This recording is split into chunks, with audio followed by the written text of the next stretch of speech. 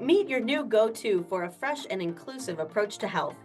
Wellness Rebranded is the pod where a dietitian, a personal trainer, and a mental health therapist combine perspectives to help you redesign your relationship with food, fitness, and your feelings. Whether we're serving up juicy stories, breaking down the latest research, or dropping practical tips, we'll leave you informed, inspired, and ready to take health-promoting action. We get you because we are you. We've joined forces because we know that health isn't one-dimensional, and neither are you. Tune in for real talk that cuts through the wellness and diet culture hype. Stay for the laughs, the insights, and the feel-good vibes. Okay, ladies, I'm going to start off this episode by reading a quote from Kate Winslet. As a child, I never heard one woman say to me, "I love my body." Not my mother, not my elder sister, my best friend. No woman has ever said, "I'm so proud of my body." So I make sure to say it to my daughter because a positive physical outlook has to start at an early age. And the reason why I'm reading this is because about a week ago, Tara, you gave what I thought, frankly, was a kick-ass presentation at a business meeting we were at about women and bodies and how we view them and how we think about them and how we talk about them. And my mind immediately went to this quote, which I often share with women. And that I think Maria and I for sure, and I think many other people in that room left that presentation feeling really inspired, and also it was thought provoking, I guess we'll say. So I'm going to ask you to share with us like the crux of what you said. Okay. First of all, thank you. I started off by kind of like talking about what I do at work all the time. And I do a lot of consults for people. Like when people come into the gym, they don't just go like, "Hey, I need a trainer," and then we start working out. Like I need to talk to them and figure out what their goals are, their injuries, limitations, all this kind of stuff, right? So inevitably, like most of the time when people come and sit down across from me, they talk about how much they hate their bodies and all the things that they want to change about their bodies, which like is understandable. The diet culture is loud. We've all grown up with it. The 80s happened, right? So I understand it, but it always makes me think of like how cool our bodies actually are. And the examples that I gave in the meeting were like, if you really think about all the stuff your body has done, like my body has walked for like hundreds of thousands of miles, probably. I've run marathons, I've done triathlons, I've made like 5 million dinners. you know, I've like shaken a million people's hands. I've probably given like 100,000 fist bumps. Like your body has done so many awesome things. Yeah, I like grew an entire human and then I nourished him afterwards. I've held my dad's hand as he was taking his last breath. I've, had passionate sex all the time. All right, fine. I work sometimes, but mostly it's just that. But like think of all the cool stuff your body has done. We've done so many cool things with our body. I once swam to these islands that were like a mile and a quarter offshore of Hawaii through like a known tiger shark hangout and lived to tell the tale. I did not know that going into it, but I do now. I was going to say that maybe that's not the smartest thing to do, but yeah. And it resonated. I think part of the reason it resonated with me so deeply is because essentially I would say the same thing, that virtually everyone who comes in and sits down with me and wants to meet or work with me, one of the first things out of their mouths is, "I don't like my body." Right? Or I want to change it, or I need to shift this about it. And they're working with me because they want to get out of that mindset, right? Which is amazing, but still just why do we all feel that way? And it just really jumped out at me the way you framed it. And for me, I'm not even thinking about clients. I was thinking about myself when I heard Tara talk. I'm like, how many times? So we've talked about this in other episodes. Remember that episode that started by me saying, let's talk about us naked in front of the mirror? And I still find myself seeing myself naked in the mirror and saying all these things like, oh, why do I look like this? I hate this part of my body. And so it's such a good reminder because I think we've learned to connect with each other through talking about how we hate something about our body or what's wrong with our bodies, right? And that's not a good thing. Going back to your quote that you read at the beginning, what an important thing. And it makes me think that it's true. I didn't hear much from the role models that I had growing up, how much they loved their bodies or not. And it made me think of now as a mother with two girls, 15 years old and 10, asking myself, how much do I really talk about my body in a positive way in front of my kids? What are the messages that I'm sending? And because of listening to Tara that day, I want to start saying more in front of my kids and to myself, I am proud of my body.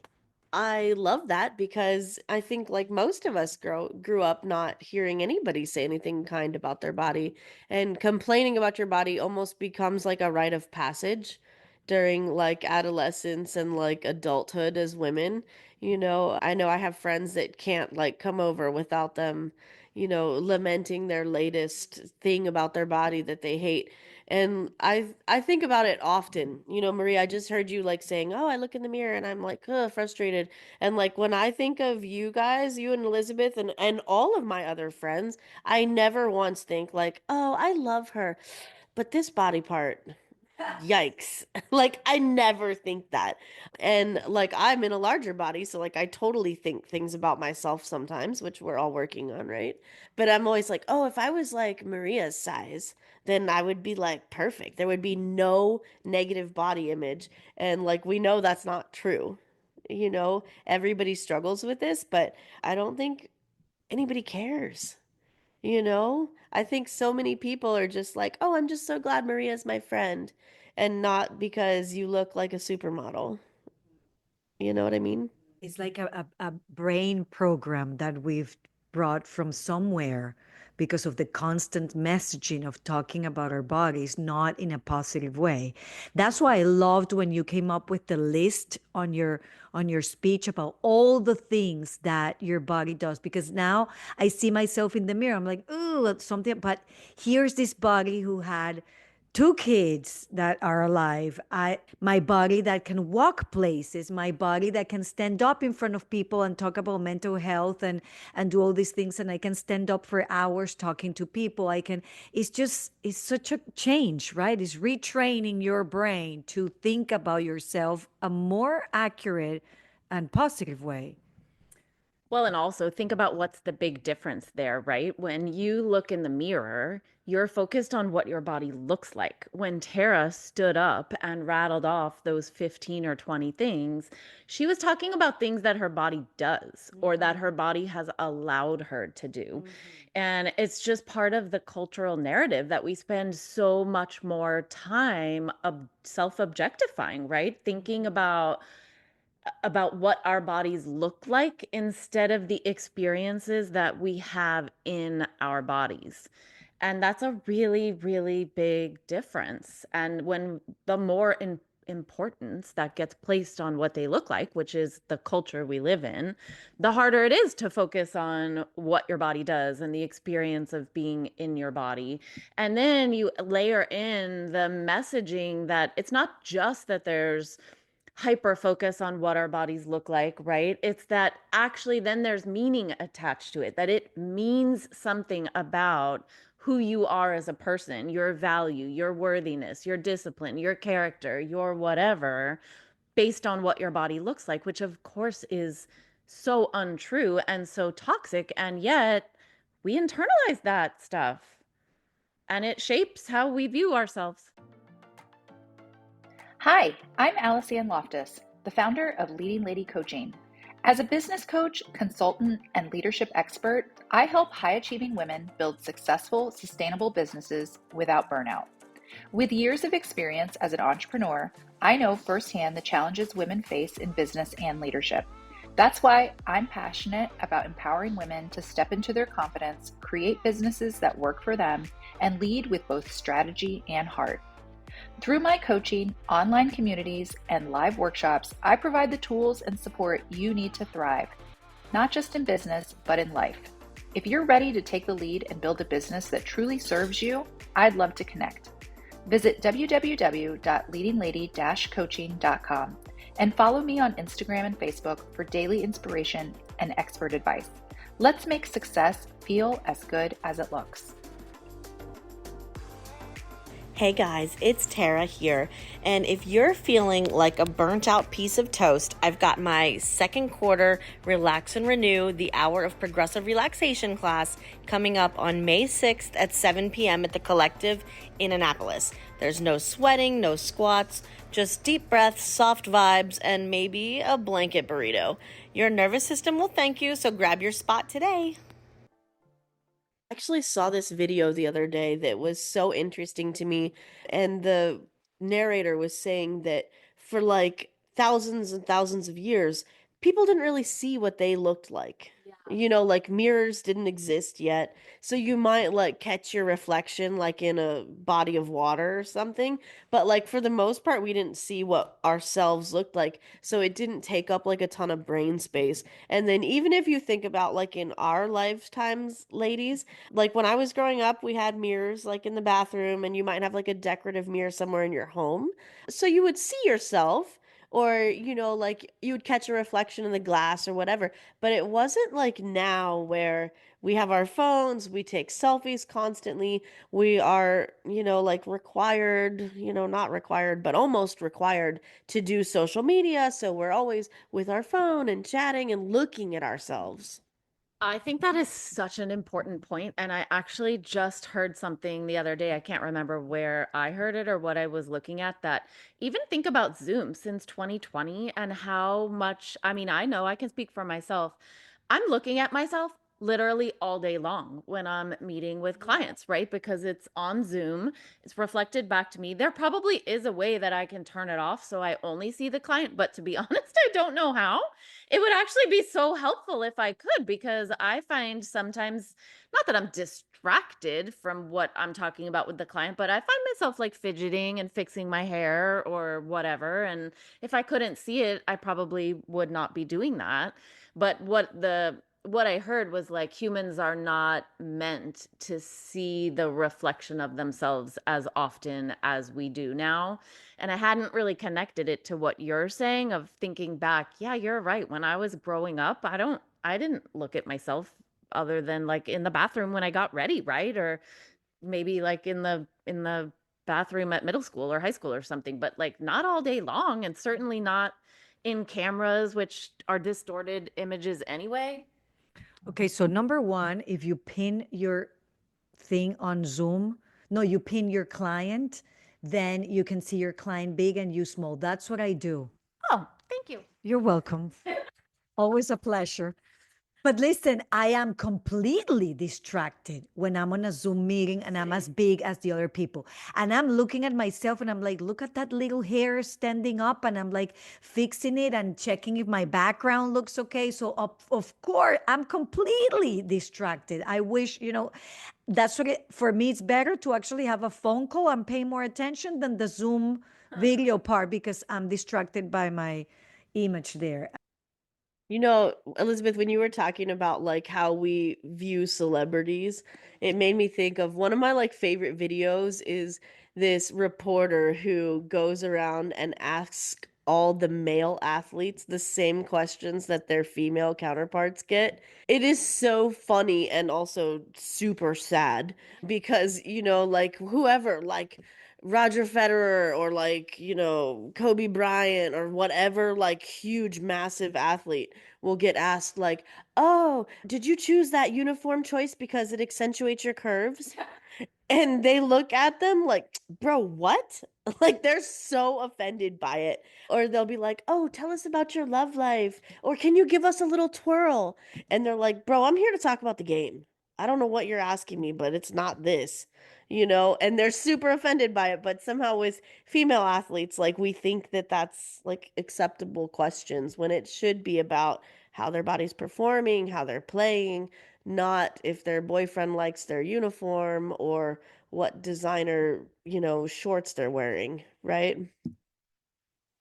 Yeah, and doesn't it just say something that I think they're also confused by the question? Yes. Right, Yeah. right. Where's that coming from? It kind of reminds me, weren't you talking in your presentation about the difference between the men's and women's basketball and the weights? Was that in your presentation? Remind me what you were saying about that. Okay, so one of the pictures I showed was like a bunch of my female clients lifting heavy weights. Yeah, and that was so awesome. So the NCAA, like 2 years ago for March Madness, gave the male athletes like this beautiful weight room on site where they could lift all the weights and train how they normally train. And then the women, for like all the teams, there's like 32 teams that compete in March Madness, had one little tiny thing that had like 3.5, 5, and 8 pound dumbbells on like a little pyramid shaped holder for like all the teams. And the women, understandably, were furious about it. And the women of the world, like me, were also furious on their behalf. So I took pictures of all of my female clients of like all ages and abilities lifting heavy weights. And I tagged the NCAA in like 50 posts. And I was like, please tell these women that they don't need heavy weights. Please tell these women that they're not as good as their male counterparts. And I was really saucy about it. So I shared that in my presentation too. That's right. Yeah, that was awesome. I loved seeing all of those images. It kind of reminds me, anyone out there who wants a really, really awesome book on body image, I highly recommend the book More Than a Body.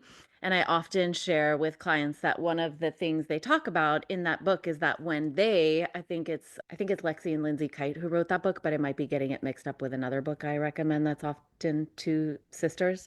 Anyway, the book is definitely More Than a Body, but they talk about how when they go out into communities and give presentations, they flash up images of people and old, young, able, disabled, different, races, ages, all the things, sizes, yeah.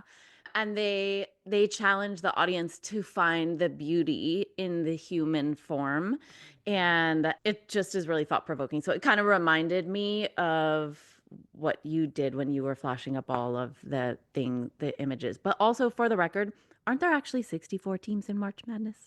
Oh, Yeah, maybe it starts that way. I thought it did. Maybe I only tune in once they're like eliminated half of them. Okay, just curious because I actually am a closet college basketball fan. I went to UConn. Anyway, what do we want people to take away from this message, Maria? You always do beautiful recaps.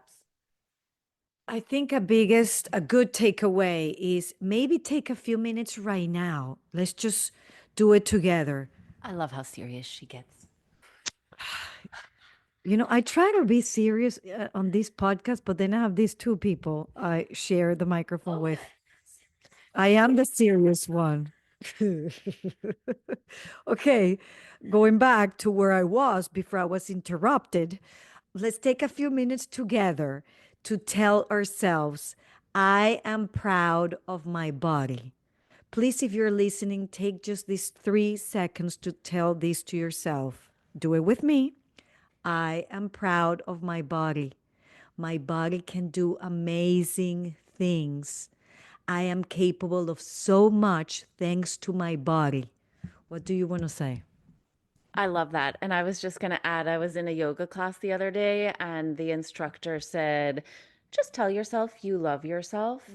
And I mentioned this to my Thrive Tribe coaching group this week, and everybody kind of looked at me as, oh my gosh, I've never done that. So I would add to what you said, Maria, go ahead and tell yourself that you love yourself, and you should, right?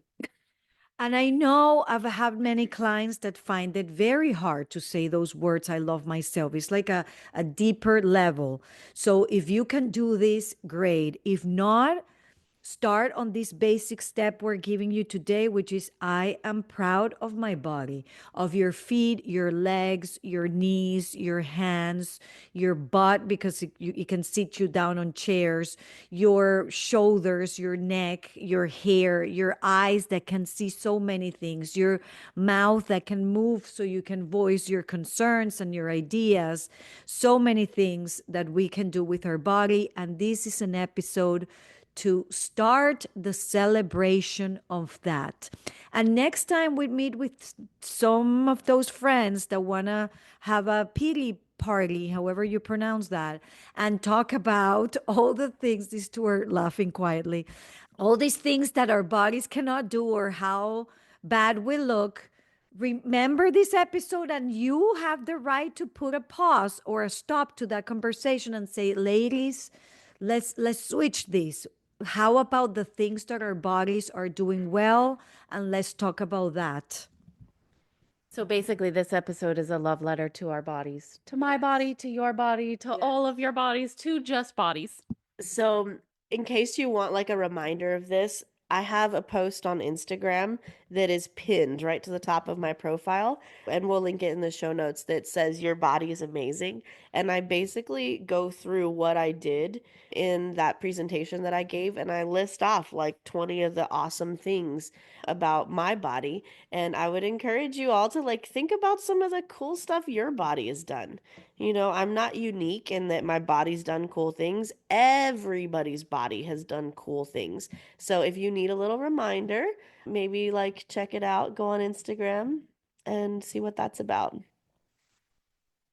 And as always, if you got something out of this episode, send one of us a message. Let us know. We have been hearing so much more from you, our listeners. We absolutely love it. Share it with a friend who needs to hear, especially this episode, right? We all need to hear it. Send it to all your friends. And we'll see you next time. Oh, we love our cover for the podcast, and we have it thanks to Jennifer Osterhaus Graphic Design. She helped us choose the right colors, font, design to represent our vision for this podcast. She helps businesses up-level their marketing materials so they can increase their impact and elevate their brand. Visit the link in the show notes and check out all the services that she provides, and contact her today for a consultation. Thank you for listening. If you want to connect with me outside of this podcast, you can find me on Instagram at coaching_therapist. I'm Elizabeth. You can find me at Elizabeth Harris Nutrition or in my Facebook group, Health and Healing with Intuitive Eating. And I'm on Instagram and Facebook at Tara DeLeon Fitness. Guys, if you loved this episode or any of our other episodes, we would love it if you would leave us a review on Apple Podcast. It really, really helps us get the non-diet word out to the rest of the world. So please leave us a review. Yes, thank you.